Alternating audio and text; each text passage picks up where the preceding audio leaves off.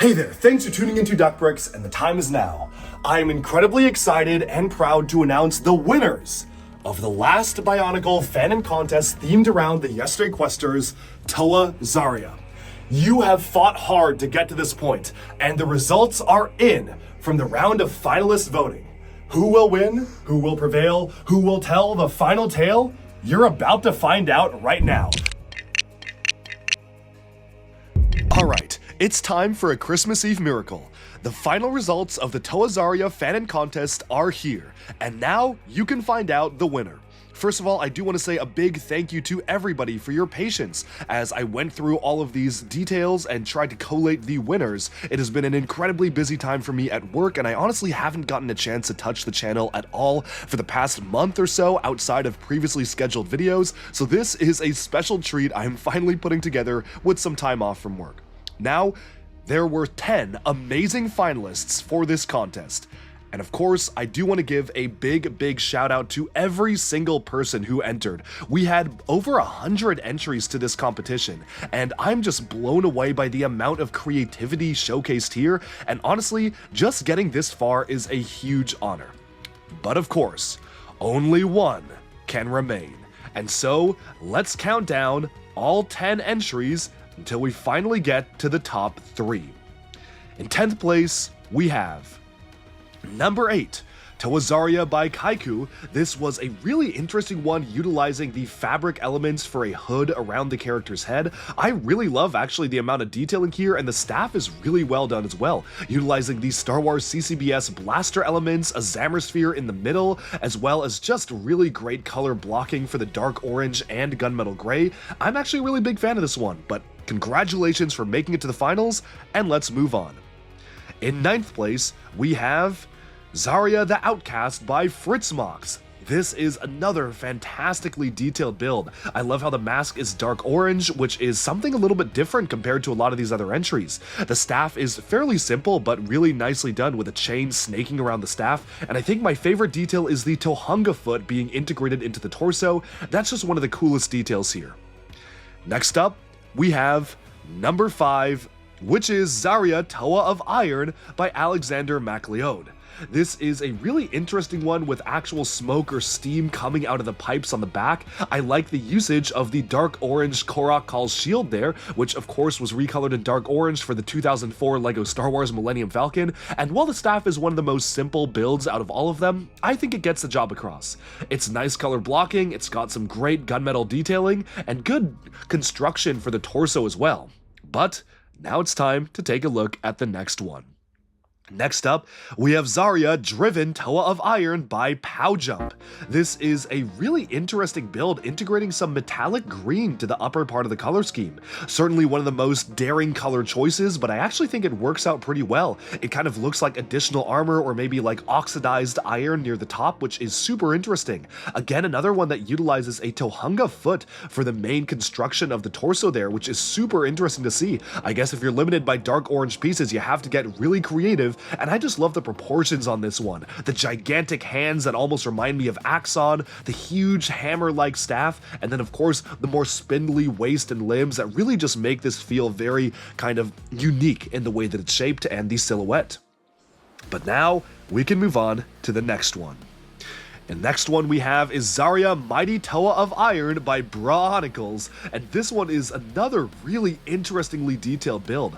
I love the usage of the power miner wheels for the sides of the torso. The teal integrated into the color scheme is also really cool, again kind of reminding me of this rust color, and of course you have such a wildly different torso than anything else we've seen. I love the use of the space rover wheels as well as the gauntlets around the arms. That just looks so cool, and again this is one where the silhouette is absolutely wild, and I just love the creativity showcased here. It's not folks just building the same style of build. Even though this is a Toa contest, every single build is very different and incredibly unique, so that is very cool.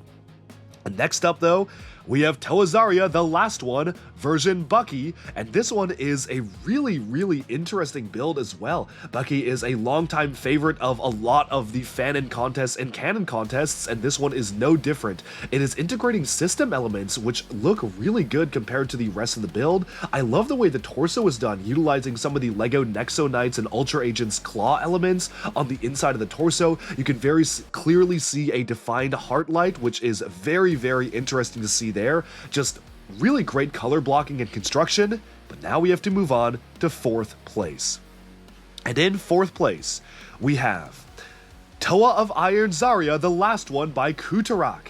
This one is remarkably well detailed with teal, dark orange, gunmetal gray. Again, a nice integration of teal in the color scheme. I like how it has the bits and pieces on the staff to be integrated into the weapon itself, and the tubes just look super good throughout the entirety of the model.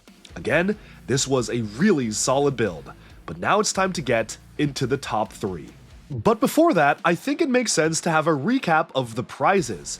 3rd place will have their 3rd pick of the Gunmetal Gray Masks of Adaptation printed by Buryu's Forge, created by King K, Galva, and Red Star Games, as well as your 3rd pick of a signed original Bionicle comic by Bionicle co-creator Christian Faber. And once again, thank you to Christian Faber for helping donate some prizes to this contest.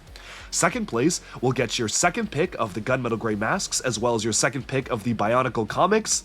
And then finally, 1st place will not only get your 1st pick of a signed Bionicle comic, your 1st pick of the Gunmetal Gray Masks of Adaptation, which you can see up close right here with all of the links to get them in the original contest form, and, most importantly of all, an original sealed and signed Bionicle G1 Borak Parak Kal 2003 set from Christian Faber's private collection. This is actually super special because it was sent to Christian as a test item and sample product from years ago, so this was kind of a pre-release product sent to him and has been sealed in storage all these years until now. And I figured the Parak Kal was a good one to get because of the more brown-oriented color scheme, with Zaria integrating the dark orange. But without further ado, I think it's time we go on to the top 3. In 3rd place, we have Toa Zaria by Kodiak. Huge congratulations to Kodiak. I've had the pleasure of meeting you in person over the years, and you are just super talented, very kind, and just one of the most skilled builders out there. And I actually got a chance to play around with a model very similar to this. It was kind of an early version of it in hand, and can confirm this plays very well. There's a nice integration of the Power Miner's wheel in the back, a great usage of the Zammersphere or Thornax launcher with a staff holding a transparent orange ball there, as well as articulated fingers and great Technic integration with the Gunmetal Gray. This is a really solid build. But now it's time to take a look at the 2nd place winner. In 2nd place, we have Zaria, the last Toa of Iron by Luhan, who won the previous Toa Nadiki Fanon contest. I love the usage of the wrappings around the hands, almost kind of like a boxer, like a Daredevil style design with the fabric wraps around the hands. You also have a really nicely built integrated torso with Technic and tubes of teal kind of coursing inside the torso itself. And I love the teal boots as well underneath the feet, kind of makes them feel very unique, and the presentation is really well done as well, making it feel kind of like a long-lost Glatorian Legends build. But of course, that can only leave one. And I want to give a big congratulations to Jox Builds, the winner of the Toa Zaria Fanon contest for his Makuta Slayer Zaria build, integrating gunmetal gray Takodox heads, phenomenal detail, smoke rising out of the back of the build, a great integration of the blue transparent Baraki squid launcher squid inside the hammer itself, which is really unique, a great parts usage, articulatable fingers on ball joints, the integration of the breakout Hero Factory stringer elements in gunmetal gray on the sides of the hands, which are super cool, very underrated elements that fit right in with Bionicle, and what looks to be a very articulated waist as well, with ball joints integrated into the waist, a Power Miner's wheel on the back to kind of act as the back detailing for the cogs inside of this machine, and altogether, this is a truly impressive and fantastic build. I cannot wait to build this myself, and stay tuned because my goal is to be able to build all of these and showcase the Yesterday Quest winners all together as a group team in a Fanon review. So stay tuned for that, and huge congratulations to Jox Builds. As the winner of this contest, one of the most talented builders out there, absolutely caught my eye as early as the Dinosaur Bionicle Fanon contest, where I felt like he had one of the most technically complex and interesting dinosaur builds, and the builds have only gotten better since then. So big shout out and congratulations, thank you to everybody who entered these contests, and stay tuned because we actually have a pretty special contest coming up after this one. I can't really say much right now, but Christian Faber has teamed up with me for a secret building contest with some pretty insane prizes. It's not necessarily Bionicle related, but it is Bionicle adjacent, and if you're a Bionicle fan, you're not going to want to pass up these prizes. So I will see you then. Just as a heads up, that contest is going to take place early in the new year. I'm hoping for sometime in January if I can manage to get it out on time. And stay tuned for that because the prizes there, I will say, are probably the best prizes we have ever offered, and that is counting all of our other contests that we've had in the past, which did have some pretty killer contest prizes. And so stay tuned for that. Thank you so much for watching, and a big thank you to everybody who participated in this Bionicle Fanon contest. That's all for now, and bye bye for now.